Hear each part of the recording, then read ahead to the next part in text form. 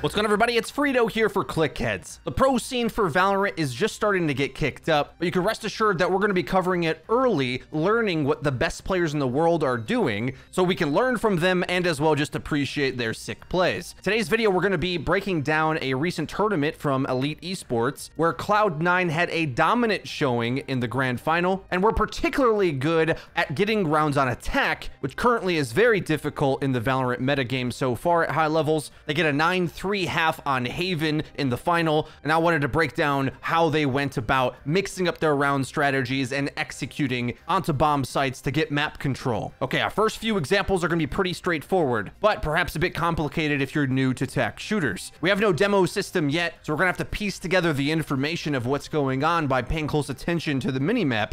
But what we'll notice is that this round plays out in a very standard passive way, which is to say all of the defenders are playing on their side of the map and in fact not contesting the early transition points to the bomb sites. Instead, they're playing back in order to what's called play for retake. Because of this, Cloud9's attacking side is allowed to get into A long and sewers, or A short, shift walking their way up until they're all in position to drop their utility at once, and with a combination of the brimstone smokes to block off the CT angle and heaven, as well as the brimstone ultimate, punishing anyone who even thought about going through the smoke, they're able to all rush onto site. This round is what I would call a standard execute in Valorant. The first execute part of this is pretty straightforward. When you control the access lanes to the site, your utility can be used to launch at the enemy's re-access lanes to it. This gives them the freedom to rush in and take control of the entire site. But then the retake is on. The attacker smokes have subsided, and the defenders actually do a pretty decent job trying to retake this, launching their own utility back. Particularly these Sage slow orbs are really punishing the positioning of the bomb defenders. But a massive crossfire ensues, and it turns out that Cloud9 comes out on top. We can think of this as the base default, where the defense doesn't play forward to make early contact, but instead lets the attackers come to them to try to find gaps in their execute. But theoretically, if the attacking side is flawless with their utility, having the bomb down should put them at an advantage, as the defenders have a clock on them to retake the site themselves in time to defuse. This next round, it looks like Cloud9 is attempting to do the same type of execute, but the enemy Cypher is ready on the corner, playing closer on long, and interrupts those plans, nabbing a pick and scurrying away, living to tell the tale with the help of his cyber cage. But the defense here actually misreads it. Feeling action on A, they're expecting another standard push, so their defenders over at C start rotating, but when it doesn't happen, then they realize the actual push came up from garage. The bomb goes down, and now we're in a post-plant situation. The good news is, for the defenders, rotations in Valorant are fairly forgiving in that the defenders' runtime from each bomb site, even when there's 3 of them like there is on Haven, isn't very long. So despite being caught out on the rotation, in no time they are able to come back to the site and begin clearing angles, and this time the utility exchange and gunfights comes up on their favor. They wolfpack together on the top of the CT angle, using their brimstone ult to try to punish the site and clear out much of it, which gives them information that all of the bomb defenders have to be on the extremities of the site. With that information, they're allowed to run in together, retaking, dividing and conquering, and with some utility left, are actually able to zone out Cloud9 10s and force him into an inopportune peek. So this time, the defenders playing carefully really ended up paying off, especially keeping a lot of that utility for the retake. You see, the meta in Valorant is going to sway depending on how it's balanced or patched. There's very important numbers like how long it takes for the bomb to explode, which changes the power level of allowing the bomb to go down and retaking in that time as the defense, or needing to make something happen earlier. As it stands now, with the short rotations and how much time you have to defuse, typically playing to survive late round is the better way to go. Okay, those first 2 examples were actually straightforward, even if they felt a little complicated. This next one is actually complicated, because this is Cloud9 attempting a fake. This round, the defense is playing passive again, and with long control, Cypher and Brimstone on the attack drop down the same utility they did on the earlier round to take A, but meanwhile, the majority of the team and the bomb are going through garage headed towards C. Now, the intent of this play is to call cause an over-rotation over to the A site, letting the 3-man squad have a better chance pushing into C, but ideally you wouldn't like to just have your A players get mowed down. The defense holds pretty well, doesn't over-rotate, wins some crucial gun battles, but in the chaos doesn't frag hard enough, and the attackers are allowed to finally secure the bomb plant onto B, winning it in the end, but it got pretty scary for both sides, and this is what makes TAC Shooter so exciting for me anyways, the variations you can do on a round and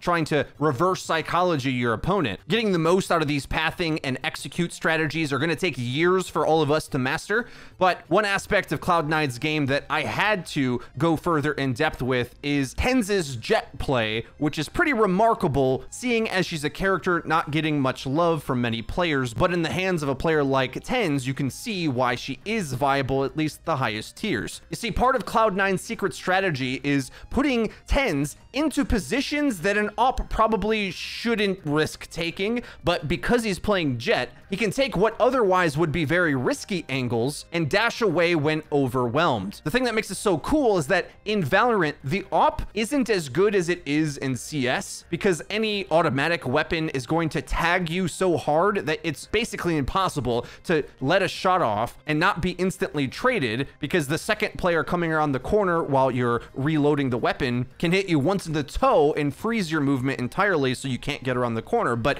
Jet breaks that, allowing TenZ to play some very dangerous all-in angles that become safer since he has the dash and mobility on cooldown. We are going to want to make you guys a full pro Jet guide coming up soon. Other than this example, I still think she's mostly a pub stomper character, but if pros keep finding ways to get the operator in position like this, well, every angle can be contested by it, and in theory, it could entirely change the meta, where in a lot of pro tournaments, the op barely got use, and if it did, it's only on super long angles. Cloud9 kind of breaks the mold in that way and plays around TenZ in a way that I don't think I've seen another team try yet. Here's an example of what I mean. When going up against the Sage wall, he doesn't fire and allows his teammates to knock down the wall with their rifles, which is going to set up a beautiful bait. Because you gotta feel it for the Sage player. When TenZ takes the op to double doors or mid all game, you may not be expecting multiple members working a pick on you. And really, no matter what, that peek was going to be bad just based on how the attackers were set up. Playing like this on the attack when TenZ has the op rolling is nerve-wracking for the defense, because if you think back to the early parts of the video, if you go too passive,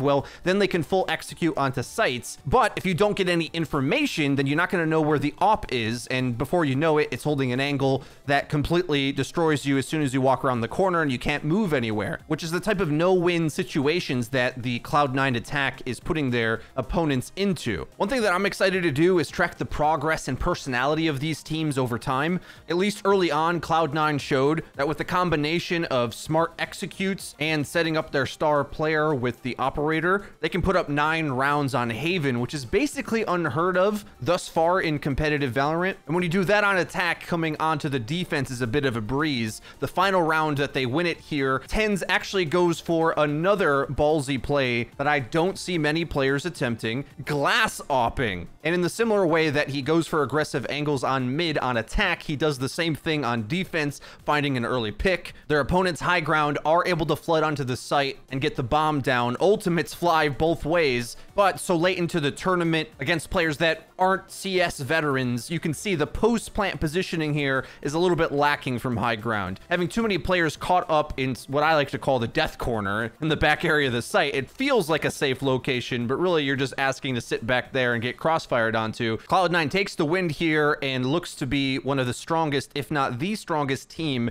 for early North American Valorant gameplay. The strategy components of this are bound to improve and get more complicated as time goes on, and believe me when I say I am so excited to start breaking it down more frequently in future as more and more tournaments keep getting cropped up. So if you'd like to see more of our pro analysis breakdown videos, please be sure to leave the video with a like. It really does help us out. Let us know that you're enjoying the content, and if you haven't already, hit subscribe so that you actually get notified when our videos go live. Linked in the description is our Facebook variety stream where we stream daily. That's been it for me. I've been Frito for Clickheads. We'll see you guys next time.